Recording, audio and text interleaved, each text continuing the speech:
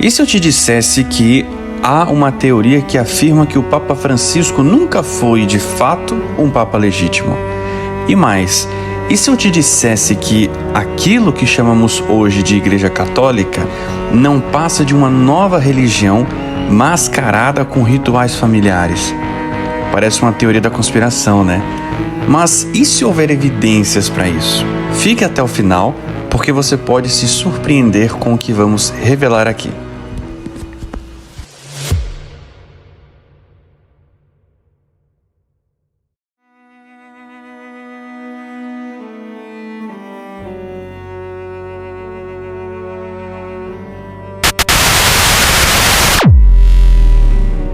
Tutte le religioni sono un cammino per arrivare a Dio. Olá pessoal, sejam bem-vindos ao canal InfoJove, o seu canal de informação. Eu sou Vitor Nascimento e hoje vamos mergulhar em um tema polêmico e pouco debatido dentro do catolicismo, o sedevacantismo. Você já ouviu falar nisso?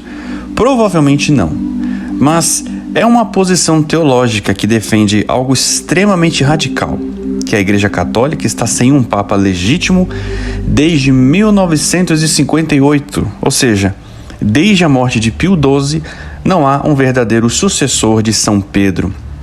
Mas por quê? Quem defende essa ideia? Em que textos, documentos e evidências históricas se baseiam para sustentar essa teoria?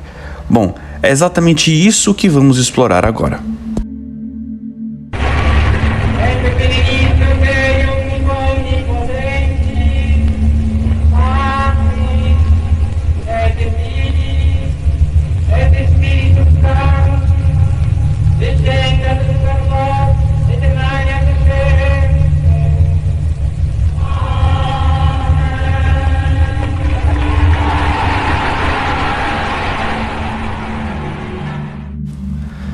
O que é sedevacantismo? O termo vem do latim sede vacante, que significa cadeira vaga, referindo-se ao trono de São Pedro.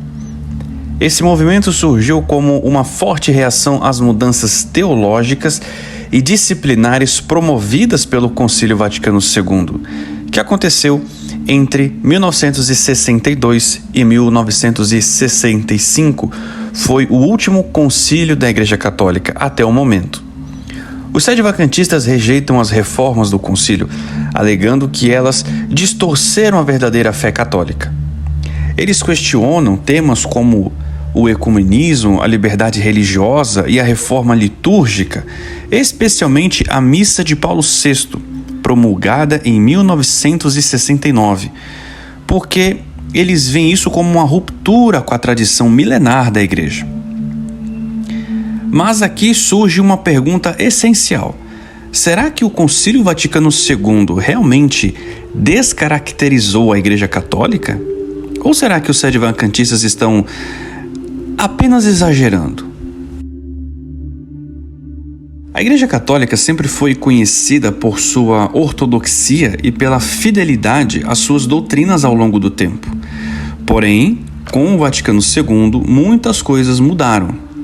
Até o Papa Pio XII, papas, bispos, padres e fiéis, todos eles compartilhavam uma visão unificada da doutrina católica. Mas depois do concílio, as coisas começaram a mudar de forma abrupta. Um exemplo marcante. O Papa Pio IX, em sua encíclica Quanta Cura e no Syllabus Errorum, de 1864, declarou categoricamente, solenemente, que a Igreja Católica é a única religião verdadeira. Mas o Vaticano II parece ter seguido outro caminho. O Papa Paulo VI assinou um documento permitindo que cada indivíduo escolha a sua própria religião. O documento Dignitatis Humanae defende a liberdade religiosa de forma ampla, algo que os sedevacantistas enxergam como relativismo religioso. Se o catolicismo é a única religião verdadeira, como ela sempre pregou até o Concílio Vaticano II, como pode a Igreja afirmar que todas as religiões devem ser respeitadas e consideradas igualmente válidas? E quem não se lembra de uma fala polêmica do Papa Francisco, em que ele diz que todas as religiões são uma espécie de caminho até Deus. Outro documento polêmico foi o Nostra Aetate, que afirma que os judeus ainda têm uma aliança válida com Deus. Mas, segundo a doutrina católica tradicional, Deus tem uma aliança válida apenas com seu Filho e com todos os homens que creem no seu Filho. Isso não seria uma contradição? Ou seja, o Concílio Vaticano II trouxe mudanças tão profundas que, para os sedevacantistas, a Igreja passou a ensinar algo completamente diferente do que sempre ensinou. Mas e você? O que você acha disso tudo? O Concílio Vaticano II representou uma evolução ou uma traição à tradição católica? Se essas questões te deixaram intrigado, eu te convido a se inscrever no canal e ativar as notificações para não perder os próximos vídeos. Vamos continuar explorando esse tema e outras polêmicas dentro da história da Igreja.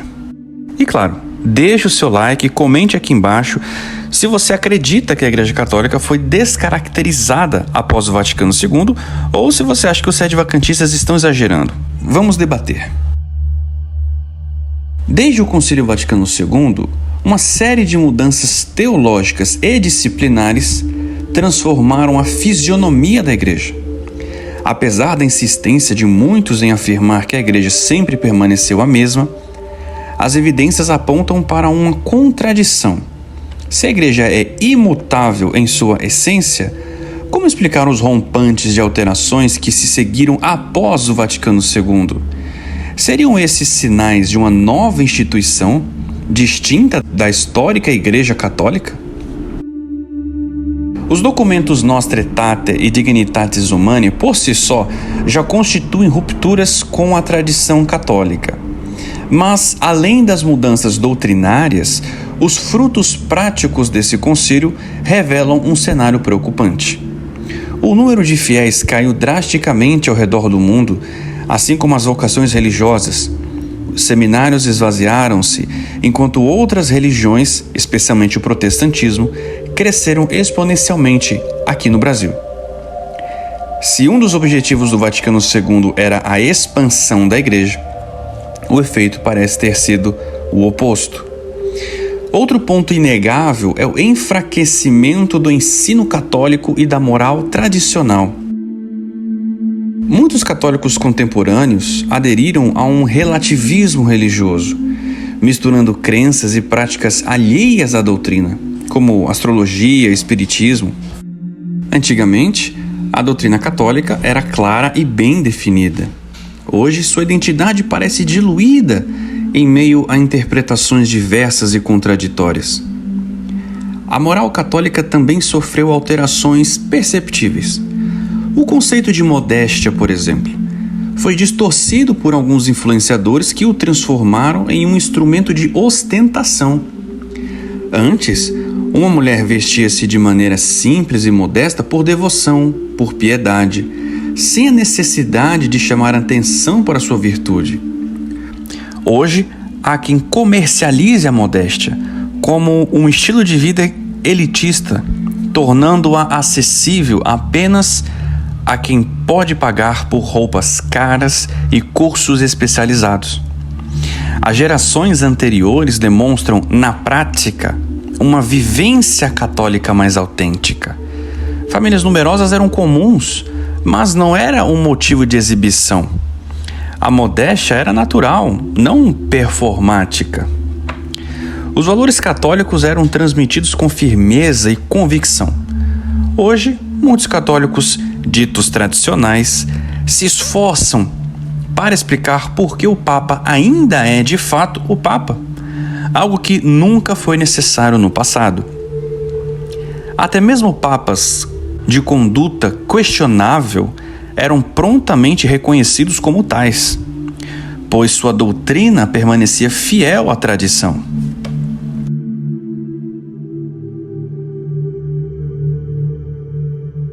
Isso fortalece o argumento dos sedevacantistas, que não questionam os pecados pessoais dos papas, mas sim seus ensinamentos.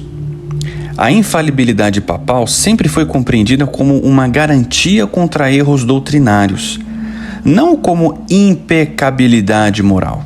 No entanto, a contradição entre a doutrina de papas pré-Vaticano II e as posições de papas modernos levanta questionamentos. Documentos como Nostra Aetate e Dignitatis Humanae, bem como a recente aprovação de bênçãos para casais homoafetivos, contrastam diretamente com o ensinamento de pontífices como Pio IX, Pio X e Pio XII. O que explicaria essa ruptura? Será que o Papa Pio XII, por exemplo, assinaria esses documentos? Os papas da era medieval incentivavam os fiéis a resistirem aos avanços islâmicos. Hoje, há gestos de reverência ao Alcorão. O que se observa não é apenas uma mudança de abordagem, mas possivelmente uma mutação estrutural na própria identidade da Igreja. Seria ainda a mesma instituição de séculos e séculos? Ou estaríamos diante de uma nova religião? Quem sabe, até mesmo uma nova denominação protestante. Até mesmo a liturgia foi transformada. A missa do Papa Paulo VI alterou significativamente a percepção do sacrifício eucarístico. Antes, o cânon romano enfatizava a renovação do sacrifício de Cristo. Hoje, há uma necessidade de interpretação para se chegar a essa compreensão.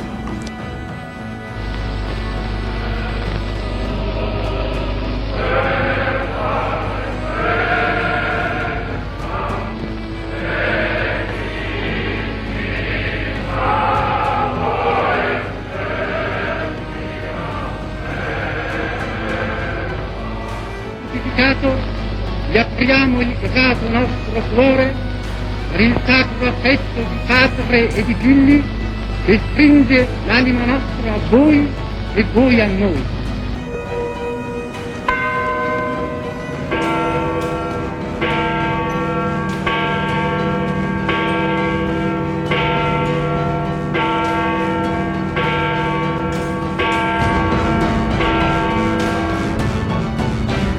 A liturgia tradicional reforçava a sensação de transcendência e mistério, enquanto a nova liturgia parece diluir essa experiência.